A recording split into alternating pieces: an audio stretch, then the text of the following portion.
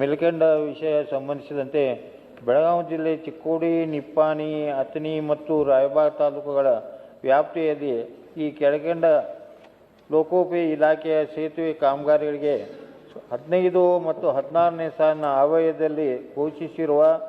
ಹಾಗೂ 16, 17ನೇ ಸಾಲಿನಲ್ಲಿ ಆಡಳಿತಾತ್ಮಕ ಅನುಮೋದನೆಗೊಂಡಿರುವ ಈ ಸೇತುವೆಗಳ ಕಾಮಗಾರಿಗಳು ಪೂರ್ತಿಗೊಳಿಸಲು ಆಗುತ್ತಿರುವ ವಿಳಂಬದಿಂದಾಗಿ ಗಡಿ ಭಾಗದ ಜನರ ಸಂಚಾರಕ್ಕೆ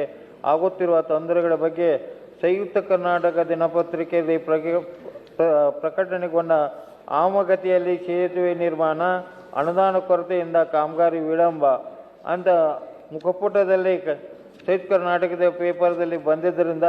ಚಿಕ್ಕೋಡಿ ತಾಲೂಕಿನ ಕಲ್ಲೋಳು, ಯಡೂರು ಗ್ರಾಮಗಳ ಮಧ್ಯೆ ಹರಿಯುತ್ತಿರುವ ಕೃಷ್ಣಾ ನದಿಗೆ ಅಡ್ಡಲಾಗಿ ಸೇತುವೆ,